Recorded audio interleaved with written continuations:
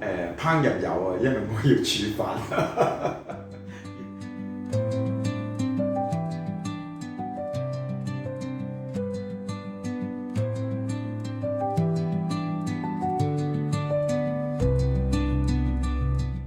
係思考咗都好耐，同埋咧之前要同公司講，其實係差唔多到我真正退休之前嘅9個月就先要同公司講一聲，咁 so that 可以慢慢 plan 嗰個繼任人選。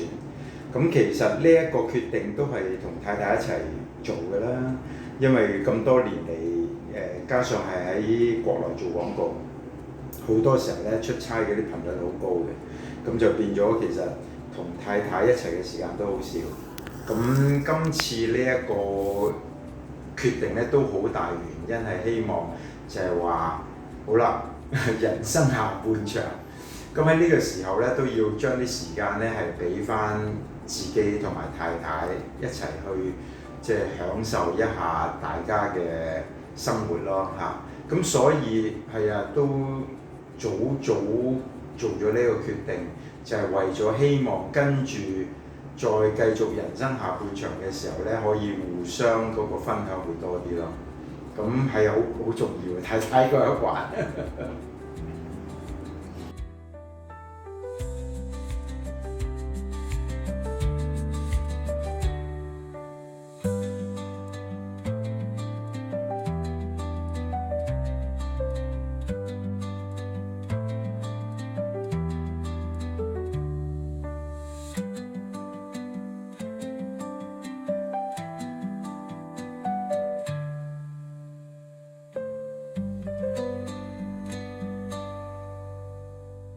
呢一個音樂劇咧，其實都難度好高嘅。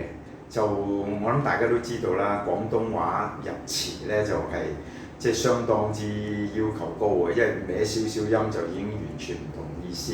咁再加上咧呢一個劇咧嗰啲歌曲咧係其實係即係同嗰個故事個發展係好有關。咁變咗有好多字咧就必須要係入到落嗰個歌詞嗰度。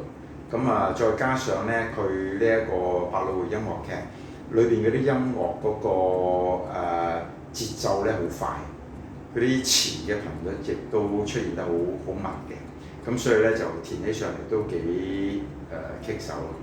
咁就呢個其實係我同呢一個劇團叫做劇場空間2年嚟第2個音樂劇嘅合作啦。咁所以合作上面咧就都好開心嘅。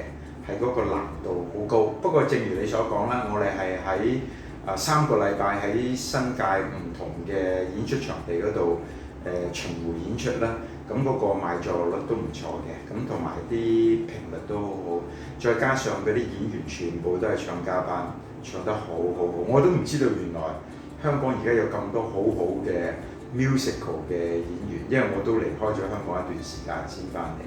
咁咧，所以咧就自己一個幕後嘅參與者都去睇咗2次，咁都好賞心悅目。啲演員都做得好好，導演亦都做得好好。咁希望有機會重演啦。咁其實之前做嗰個劇咧就叫做 Godspell 啊，音樂劇係一個叫做我哋譯咗佢做呢一個太初有道，初係孤初個初，即係細路嗰個意思。咁亦都係一個福音音樂劇。咁嗰個填起上嚟，另外一個難度啦，就要將聖經嘅故事咧入咗落啲歌詞嗰度，又另外一個。咁當然其實每一個工作你接受嘅原因就係因為佢有難度，你好想去克服，所以你先至會接啦。如果好容易咁，你就可能都冇乜意思啦咁樣。咁至於之後嘅文字創作嘅就跟住我有一個項目就 more 係一個 collaboration。就可能會帶住一班年輕人去做一啲展覽，咁呢一班年輕人咧就佢哋都好有心，係希望去將自己嘅一啲 artistic 嘅諗法去表現出嚟。咁係今年11月會喺中環街市咧會有一個exhibition 咁就係明愛呢一個服務嗰邊咧就會有一個咁樣嘅exhibition 啦。咁年輕人係會佔咗大概1/4到1/3嘅展區啦。咁同佢哋一齊去brainstorm 同埋去輔助佢哋咧去做一啲拍片啊或者一啲 installation 啊咁樣嘅作品。咁過程都好開心，因為能夠同年輕人有好多交流，感覺到佢哋真係活力無限啊！亦都係一個好 rewarding 嘅一個 experience。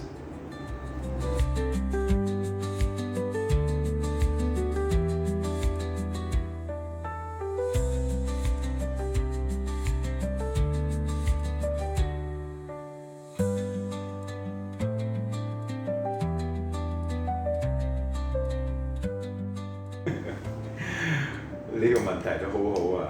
烹飪有啊，因為我要煮飯，要輪流同太太一齊煮下飯仔咁樣啊，咁都有嘅。咁另外咧更加比較常啲參與就係我大學有一班同學，佢哋即係都好專業嘅山友嚟嘅，即係成日行山嘅。咁我就冇咁 professional 啦，我就會即係如果佢哋有啲郊遊 mode 嘅時候咧，我就會參與啦。即係同佢哋一齊去行下香港、港九新界好多唔同嘅郊遊徑 hiking 嘅 trail 啊。咁again亦都 rediscover 即係重新發現翻香港嘅靚啦。即係又係離開咗香港咁多年，翻嚟之後又退休啊，咁多啲時間可以行下山，哇！發覺即係香港好多好靚嘅山徑。咁呢個係其中一個自己嘅想會多啲時間浸入喺入邊嘅一啲新嘅興趣啦。咁另外一個就係旅遊啦，咁即係正話我講話，其實退休其中一個比較大嘅原因就係希望多啲時間同太太一齊。咁太太又好中意去 explore 一啲冇去過嘅地方啦。咁譬如好似啱啱6、7月嗰陣時候，我哋就去咗高加索3個國家，即係呢一個格魯吉亞啦、亞美尼亞啦，同埋呢一個阿塞拜疆，咁都玩咗成10幾20日咁樣。咁既然亦都係一個好好嘅 experience。咁所以都係希望喺個退休生活裏邊能夠試下唔同嘅地方啦、唔同嘅文化啦，同埋一啲唔同嘅經歷啦。譬如好似同啲年輕人 collaborate 啊，即係可能又會去下行山啊咁樣啦嚇。